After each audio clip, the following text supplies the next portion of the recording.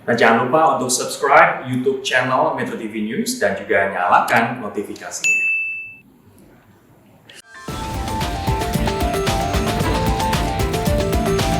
Tindakan tegas ya. Kegiatan tersebut yang jelas sudah melanggar undang-undang. Dalam pandemi COVID-19 seperti ini tidak boleh mengadakan kegiatan apapun, keramaian-keramaian, apalagi konser musik. Meminta permohonan maaf ya kepada seluruh masyarakat Kota Tegal dan sekitarnya. Kami rencana saja jauh hari ya, setahun sebelumnya sudah merencanakan sebelum ada PSBB.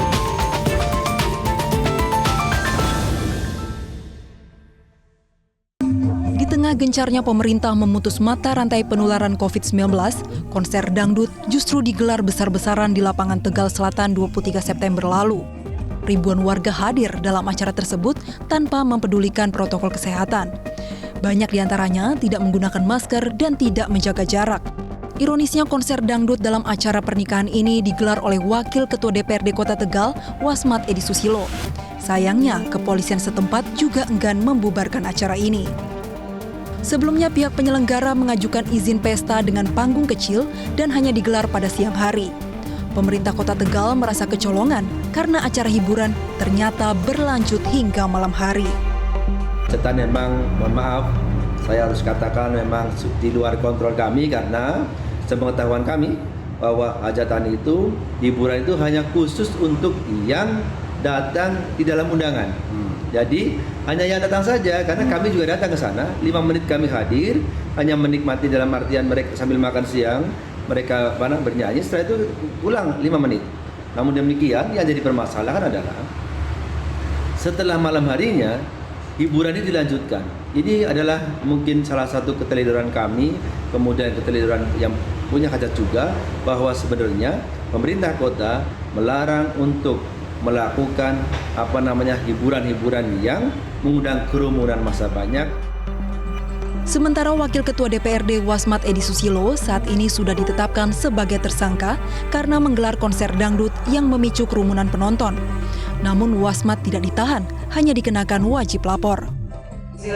Penyidikan, kemudian kita telah melakukan serangkaian upaya pemeriksaan terhadap 15 orang saksi dan juga kita lakukan pemeriksaan kepada beberapa ahli pidana, ahli kesehatan, kemudian ahli bahasa, dan juga di sini kita telah melakukan penyitaan terhadap 7 item barang bukti seperti yang terlihat di sini.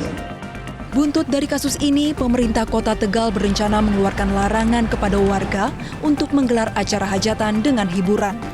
Pemerintah Kota Tegal juga berencana memadamkan lampu kota di pusat keramaian untuk mengurangi kerumunan warga dalam upaya menekan penularan COVID-19. Sementara warga sekitar lokasi konser di Tegal sudah dilakukan tes swab. Tim Liputan Metro TV.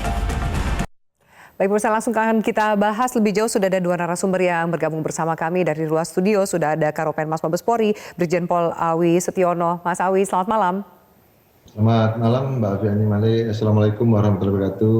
Waalaikumsalam warahmatullahi wabarakatuh. Satu lagi juga akan hadir yang sudah bergabung pengamat kebijakan publik, Mas Agus Pambagio. Mas Agus, selamat malam.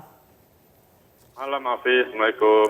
Waalaikumsalam, Mas Agus. Baik, Bapak terima kasih sudah hadir di Prime Talk pada malam hari ini. Saya akan ke Mas Awi terlebih dahulu. Seperti apa kronologi penetapan tersangka Wakil Ketua DPRD Kota Tegal dengan inisial WES ini, Mas Awi?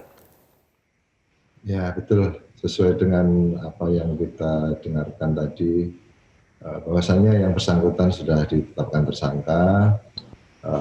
Kemarin malam pun kasus juga sudah ditarik langsung oleh Polda Jawa Tengah, ditangani oleh Ditreskrimum Polda Jawa Tengah. Tentunya terkait dengan pemenuhan unsur dan sesuai dengan pasal yang dipersangkakan yang bersangkutan, yaitu pasal 93 Undang-Undang nomor 6 tahun 2018 tentang kekarantinaan kesehatan. Kemudian yang bersangkutan juga dilapis dengan pasal 216 ayat 1 KUHP. Tentunya dengan 2 bukti permulaan yang cukup dan pengumpulan alat-alat bukti yang ada, penyidik tidak ragu-ragu dalam penentuan tersangka tersebut sesuai dengan pasal 183 dan 184 KUHP. Iya. Baik, sudah dijadikan tersangka, memang video ini sangat viral sekali, bahkan juga banyak pihak yang menyayangkan di tengah pandemi ternyata juga ada kerumunan massa sampai ribuan massa atas nama penyelenggaraan hajatan. Mas Agus, saya langsung ke Anda, ketika kemudian tadi sudah dijelaskan pasal apa yang dikenakan terhadap Wakil Ketua DPRD Kota Tegal, bagaimana Anda melihat langkah kepolisian? Karena sebenarnya kita sudah melihat kasus ini banyak terjadi sebelumnya, namun mungkin kali ini yang tersorot begitu viral dan juga ada tersangkanya. Ya, ini mimpi saya 6 bulan yang lalu ya. Saya selalu bilang bahwa kalau ada sanksi tidak dipakai, ya itu percuma. Lebih baik nggak usah diatur. Saya selalu katakan itu. Karena kasihan aparat pelaksana di bawah. Tentu ini saya sambut baik Pak Awi. Jadi ini sebuah permulaan yang baik karena kita untuk menjadi bangsa yang beradab itu harus tegas dikenakan sanksi. Siapapun dia. Kalau dia tidak terima lalu karena ini anggota DPRD nanti wakil ketua nanti dia menggunakan parpolnya, ya menurut saya itu perlu ditindak juga kalau itu sampai terjadi. Efek jera dari kasus ini kita belajar dari penetapan tersangka Wakil Ketua DPRD Kota Tegal, efek jera ke depannya bagaimana Anda menilai, bagaimana respon publik terhadap keseriusan pihak kepolisian?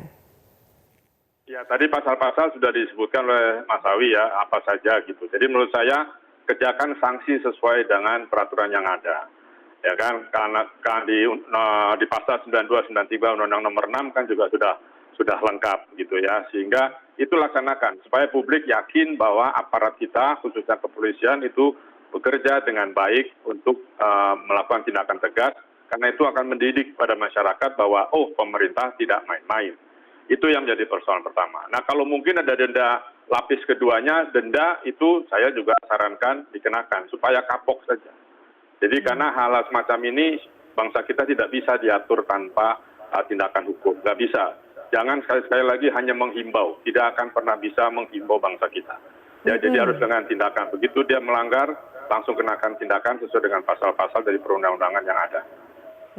Baik, Mas Awi, tadi sudah dikatakan bahwa kita harapkan bisa menjadi efek jera nih untuk kasus-kasus ke depannya supaya tidak ada lagi pihak yang berani untuk melawan protokol kesehatan, terutama udah undang-undang kekarantinaan kesehatan. Bagaimana kasus ini bisa menjadi jurisprudensi bagi Polri untuk melakukan tindakan tegas serupa apabila terjadi di kota-kota lainnya, Mas Awi? Ya, kebetulan memang kasus ini Polri sangat fokus dengan operasi justisi yang kita gelar sudah 15 hari yang lalu. Selama ini kan kita banyak melakukan edukasi, kegiatan-kegiatan persuasif simpati, dan dalam operasi justisi ini tentunya kita memang mengedepankan penegakan hukum dan tersangka tentunya istilahnya bukan pada waktu dan tempat yang sesuai apa yang diharapkan karena ekspektasi yang bersangkutan kan melanggar peraturan perundang-undangan yang ada. Seperti tadi disampaikan memang betul ya, sempat memang ada mal dari Kapolsek Tegal Kota itu memberikan izin pada tanggal 1 September karena memang waktu itu katanya izinnya cuma elektron untuk keperluan acara di keluarga. Namun demikian di luar ekspektasi itu, di luar perizinan itu, akhirnya yang bersangkutan mengerjakan kegiatan yang sebegitu ramainya. Dan sebenarnya tanggal 23 itu Kapolsek juga sudah mencabut terkait dengan izin tersebut karena ada gelagat yang tidak bagus, sehingga yang bersangkutan juga menjawabnya itu tanggung jawab saya sudah ke palang tanggung, dan tentunya ini menjadi pertimbangan tadi mempertersangkakan yang bersangkutan. Di samping memang secara internal Bapak Kapolda Jawa Tengah secara cepat juga langsung mencopot Kapolsek Tegal tersebut. Iya, baik. Bapak-bapak, kita harus jeda, nanti kita lanjutkan saat lagi usai jeda kita akan bahas lebih jauh soal langkah tegas untuk kemudian menjaga protokol kesehatan ke depannya? Saya khawatir mungkin masih ada yang mencoba, kayak tadi Pak Awi mengatakan izinnya ternyata hajatan sederhana, tahu-taunya panggungnya mungkin besar. Ada yang mengatakan menggunakan kekuatan politiknya dengan jabatan tertentu. Bagaimana supaya itu juga bisa diantisipasi lebih jauh dan juga edukasi untuk masyarakat? Sesaat lagi.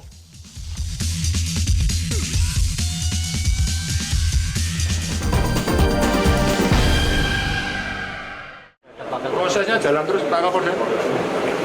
Jalan terus, Pak? Masih jalan terus. Jalan terus. Sudah diperiksa. Rebu kejadian, Kamis diperiksa. Iya, langsung seketika itu. Saya kira bagus itu. Tindakan dan semua mendukung. Tindakan ketegasan dari Polda Jateng didukung semuanya. Bagus sekali. Baik, pemirsa, kita lanjutkan dialog kita di Prime Talk. Mas Agus, kalau tadi sebelum jeda saya akan menanyakan pendapat Anda. Karena tadi Mas Awi sempat mengatakan bahwa alasannya di awal penyelenggara mengatakan hajatannya sederhana. Tapi kita lihat sendiri bagaimana panggungnya besar, ribuan orang yang datang. Celah-celah alasan di atas kertas ini kan supaya izinnya keluar ini kan banyak sekali. Apalagi juga nanti kita masuk ke masa kampanye di mana tanda kutip masih menjadi ajang unjuk gigi kekuatan massa. Bagaimana mengantisipasi ini? Harus tegas. Sekali lagi, kepolisian kan by undang-undang dilindungi untuk melakukan tindakan tegas. Jadi siapapun itu, karena ini taruhannya pandemi. Kalau bukan pandemi bolehlah, saya masih tutup mata. Ini taruhannya pandemi yang tidak pernah bisa turun. Jangankan landai, turun saja nggak bisa. Nah, maksud saya harus tegas, tidak ada siapapun. Ketika nanti misalnya menggunakan kekuatan-kekuatan di belakang itu, ya naikkan aja. Teman-teman media harus bantu untuk menaikkan. Bahwa si A dibantu oleh partainya misalnya, si B dibantu oleh partainya. Tidak bisa, kita ini mau menertibkan dalam situasi yang sangat genting, yaitu pandemi, apapun alasannya. Karena kalau itu sampai lolos, ribuan orang terkena, saya tidak bisa membayangkan mau berobat di mana siapa yang mengobati. Ini menurut saya lebih gawat ketika kepolisian nantinya terlalu banyak alasan, mungkin agak getar dengan orang-orang. Kalau orang di daerah kan kadang-kadang tuh bisa mindah Kapolres, Pak Awi ya. Itu saya sudah buktikan banyak itu. Orang-orang itu bahkan Kapolda pun bisa dipindah. Nah, maksud saya hal-hal semacam ini jangan sampai ada ancaman tidak tertulis seperti itu gitu ya, Mas Agus ya. Itu yang mungkin membuat agak gentar. Agak gentar ya, karena kita tahu loh posisi sini, kemungkinan itu juga masih familiar dan sebagainya. Tapi sekali lagi, ini demi kita semua, bangsa Indonesia yang kita sedang menghadapi pandemi yang belum pernah turun kurvanya, kecuali sampelnya dikurangi. Ya. Baik, Mas Awi menanti ketegasan dari pihak kepolisian tanpa pandang bulu dari pihak politik manapun, dari pihak masyarakat atau pejabat manapun. Bagaimana tanggapan Anda supaya kemudian memang terlihat keseriusan secara konsisten dari pihak kepolisian? Ya, dalam beberapa kesempatan Bapak Kapolri sering menyampaikan terkait dengan ketegasan tersebut. Bahkan di dalam tadi disinggung terkait dengan masalah pemilihan juga beliau mengeluarkan Maklumat nomor 3 Romawi 9 2020, di sana di poin terakhir juga disampaikan apabila menemui pelanggar-pelanggar maklumat tersebut juga diperintahkan untuk anggota Polri melakukan tindakan kepolisian sesuai peraturan perundang-undangan yang berlaku. Jadi pimpinan sangat mendukung terkait dengan kebijakan-kebijakan di lapangan, di kewilayahan untuk melakukan penindakan. Jadi penguatan-penguatan itu sebenarnya tidak perlu dikhawatirkan dengan ketegasan Bapak Kapolri kita. Tapi benarkah kemudian tadi statement yang disampaikan oleh Mas Agus Pambagio bahwa mungkin ada sanksi tidak tertulis dengan kemungkinan resiko karir yang membuat ternyata mungkin teman-teman di kepolisian terutama di daerah menjadi gentar karena statement alasan itu juga sempat disampaikan untuk mengurusi pesta hajatan Wakil Ketua DPRD. Pihak kepolisian mengatakan tidak memiliki kekuatan dan seakan-akan tidak etis untuk naik ke atas panggung membubarkan acara. Itu statement yang disampaikan.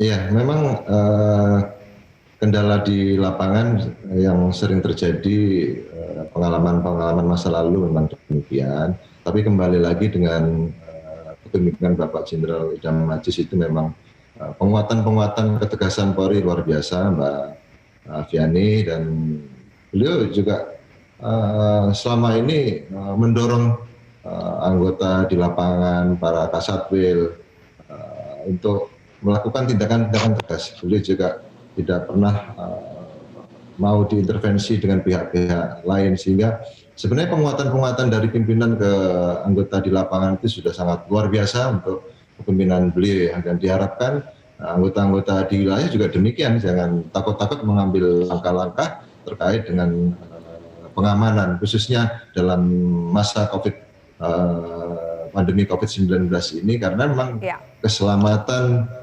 jiwa masyarakat itu adalah hukum tertinggi, dan itu yang selalu didengung-dengungkan oleh Bapak Kapolri untuk memutus mata rantai penyebaran COVID-19 ini, sehingga keselamatan masyarakat juga kita utamakan.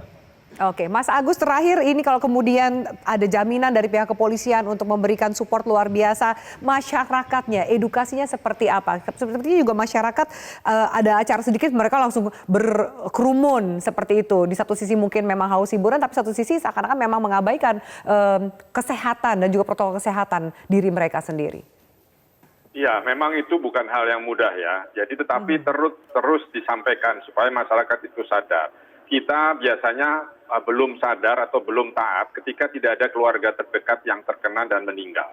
Masa kita harus tunggu itu? Mari mulai sekarang, kalau ada kerumunan kita tidak usah ngumpul, apapun itu. Karena risikonya sangat besar. Anda mau kehilangan saudara, orang tua, anak, dan sebagainya kalau begitu. Itu memang harus terus digaungkan, supaya itu membantu aparat kepolisian untuk membereskan ketika ada pelanggaran.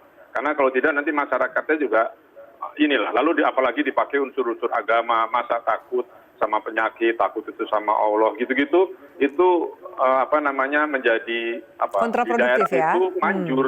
Iya, nah itu yang kita harus keluarkan dengan pasti baik bahwa ini bukan apa-apa untuk keselamatan kita semua. Jangan sampai saudara orang terdekat kita terkena, karena itu risikonya sangat tinggi. Sebut aja ini berbahaya. Jangan bilang oh ini sembuh 2% sembuh, jangan. Masyarakat tidak bisa itu, mereka akan bilang oh ini aman nggak apa-apa gitu ya. Oke, baik. Pokoknya utamakan selamat dan sehat daripada hiburan sesaat, kurang lebih seperti itu ya. Bilang ini penyakit sangat berbahaya. Anda harus sebutkan berbahaya. Serius? Karena kalau enggak masyarakat cuek. Baik, kita harapkan nanti bisa berjalan lebih baik soal pelaksanaan protokol kesehatan ini ke depannya. Terima kasih banyak Mas Awi Setiono dan juga Mas Agus Pambagio untuk diskusinya di Prime Talk.